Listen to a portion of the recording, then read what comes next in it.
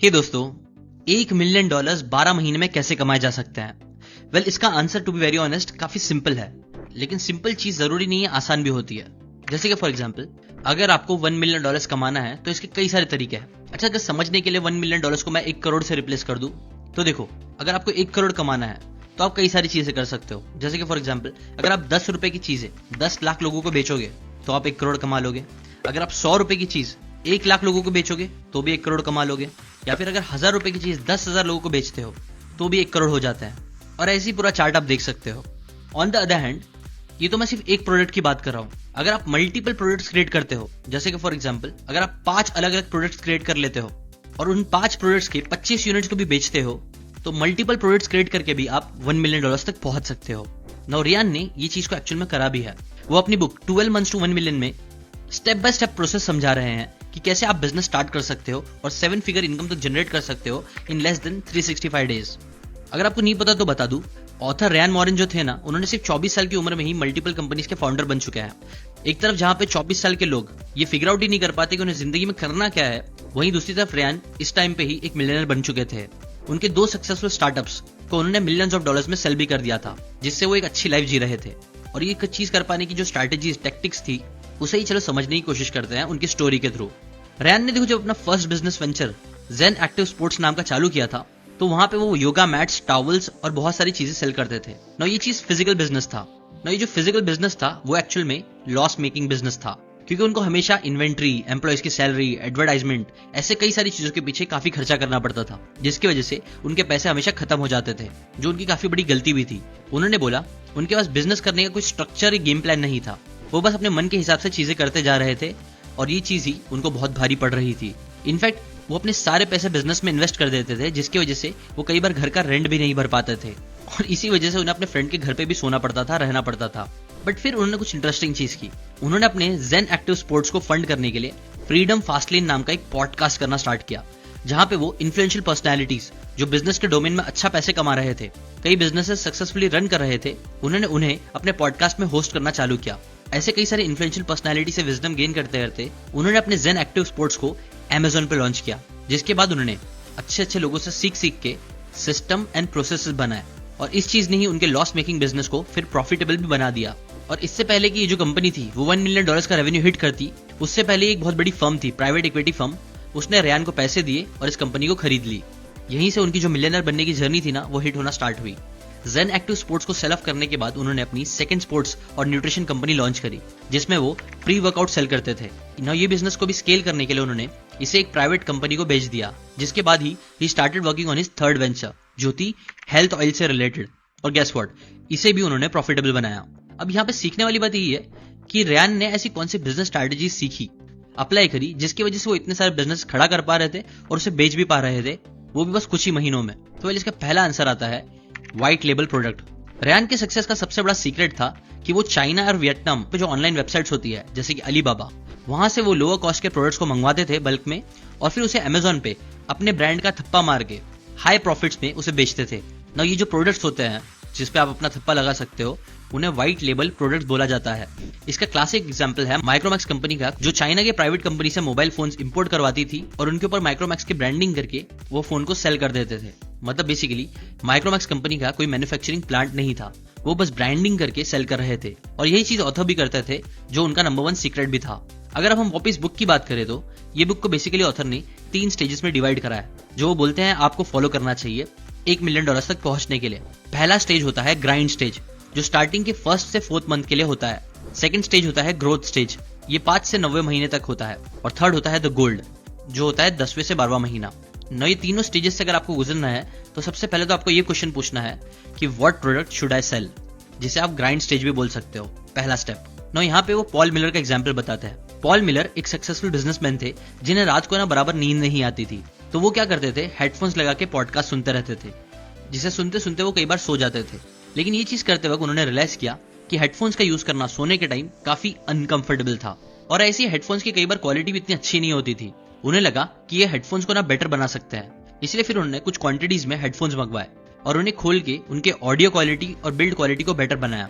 Headphones को experiment कर करके और कंफर्टेबल बनाया, ताकि आपको सोते टाइम भी म्यूजिक या पॉडकास्ट सुनना हो तो आप कंफर्टेबली उसे सुन सको।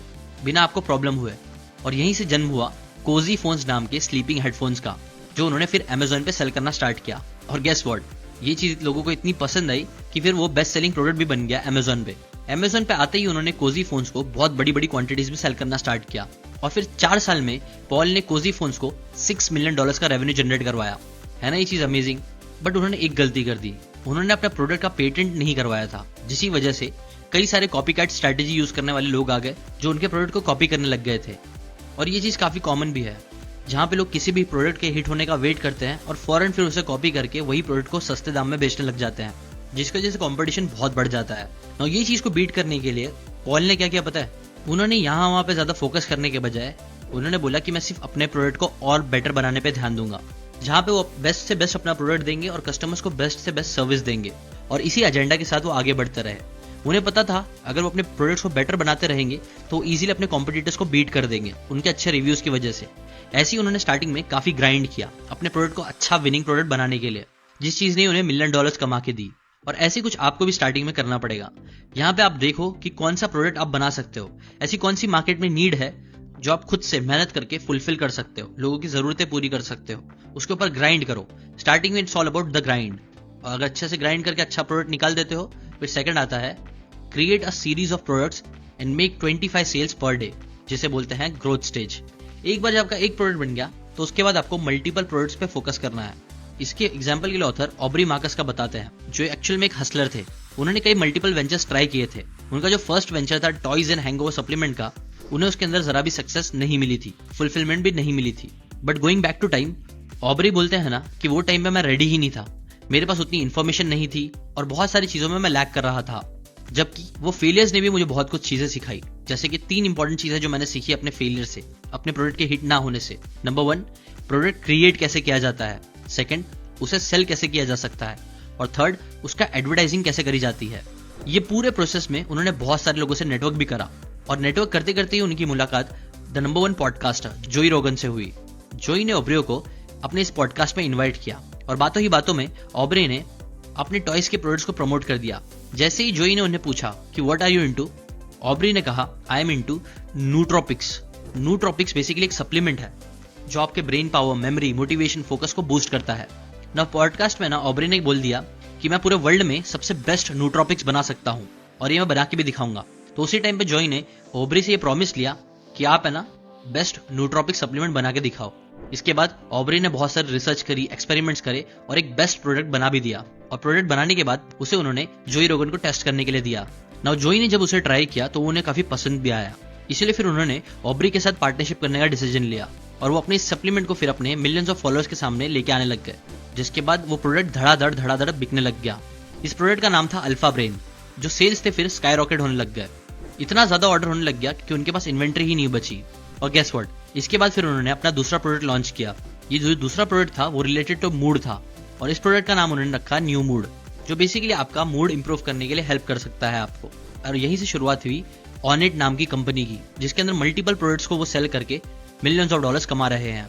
ऐसी सेकंड स्टेज में एक बार जब आपको समझ में आ जाता है कि एक प्रोडक्ट कितना हिट हो सकता है, तो ऐसे आप मल्टीपल प्रोडक्ट्स क्रिएट करना स्टार्ट करो, उसी नीच से रिलेटेड या उससे अलग भी चलेगा। बस अगर आपके पास मल्टीपल प्रोडक्ट्स है जिसे आप सेल करोगे तो वो सारे कंबाइन करके आपको काफी अच्छा रेवेन्यू दे सकते हैं। ये चीजों पे आपको फोकस करना है 5वें से 90 महीने तक। और फिर आता है लास्ट स्टेज, जिसे बोलते हैं गोल्ड स्टेज, जहां पे आप यूज कर सकते हो एडवर्टाइजमेंट का। इस स्टेज पे आपका मैक्सिमम फोकस प्रोडक्ट को एडवर्टाइज और मार्केट करने में होना चाहिए।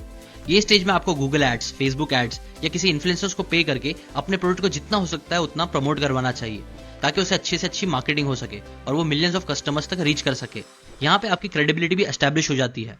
ये प्रोसेस आपको कॉस्टली लगेगा, इस प्रोसेस में आपको कॉन्स्टेंटली री इन्वेस्ट करना पड़ेगा ताकि आप उसे बड़े स्केल पे लेके जा सको और ज्यादा पैसे कमा सको।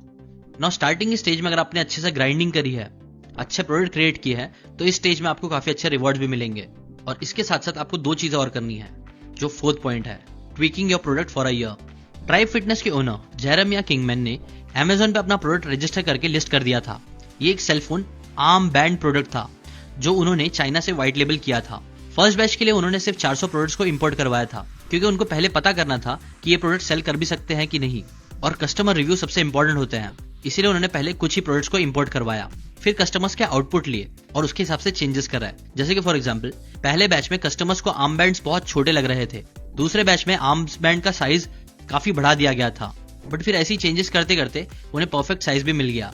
ऐसी कस्टमर्स के फीडबैक लेते लेते उन्होंने ऐसा आर्म बैंड डिजाइन कर दिया जो कस्टमर्स पहन के बहुत खुश थे। और इसी तरीके से जो ट्राइब फिटनेस के आर्म्स बैंड थे वो मार्केट प्लेस में एक यूनिक प्रोडक्ट बन गया। ट्राइब फिटनेस ने 3 महीने में ही उस 25 सेल्स पर डे के मैजिक नंबर को क्रॉस कर दिया। और ये सब कैसे हुआ? जस्ट बिकॉज उन्होंने अपने पार्टनर के साथ बहुत सारे एक्सपेरिमेंट करे, अपने प्रोडक्ट्स को इंप्रूव करा और साल के एंड में अपने कॉम्पिटिटर्स के कंपैरिजन में 4% पॉजिटिव रिव्यू ले लिए, जिसने कई बार सारा गेम बदल दिया। और लास्ट पॉइंट आता है ऑथर्स सीक्रेट। ये एक सीक्रेट ने रयान मॉरिन को मिलियनर बनने में काफी हेल्प करी। रयान विनिंग प्रोडक्ट को होलसेल में चीपर रेट्स पे खरीदते थे और Amazon FBA पे रजिस्टर करके हाई प्रॉफिट मार्जिन पे बेच देते थे। अब Amazon FBA क्या होता है? तो बेसिकली Amazon FBA पे अगर आप एक सेलर रजिस्टर करते हो तो Amazon आपको storage, free shipping, fast delivery और बहुत सारी फैसिलिटीज प्रोवाइड करता है, जिससे वो सिंपली चीपर रेट्स पे विनिंग प्रोडक्ट खरीदते हैं और फिर Amazon पे हाई मार्जिन पे रीसेल कर देते हैं। ऑथर कहते हैं इनिशियली आपको डिफिकल्टीज आएगी, बहुत डीप रिसर्च करना, नॉलेज लेना, ये सारी चीजें होती रहेगी, लेकिन बस आपको वो मैजिक नंबर्स हमेशा याद रखना है जो है 25 सेल्स पर डे, जिसका कॉस्ट होना चाहिए इतना। और ये अगर आप कर लोगे तो आप उन मैजिक नंबर्स को अचीव कर लोगे साल के एंड तक, उससे पहले भी। ना ये थी एक short summary 12 months to $1 million की। अगर आप ऐसी बुक समरीज में इंटरेस्टेड हो तो इस चैनल को सब्सक्राइब करके बेल आइकन जरूर दबाना। अभी के लिए बस इतना ही। अगर आपको ये वीडियो पसंद आया तो लाइक, कमेंट, शेयर जरूर करना, ताकि हमारी जो बुक कम्युनिटी है वो बढ़ सके, लोगों में बुक पढ़ने का शौक पैदा हो सके। अभी के लिए बस इतना ही। मिलते हैं नेक्स्ट वीडियो में नेक्स्ट बुक समरी के साथ। Till then, bye bye.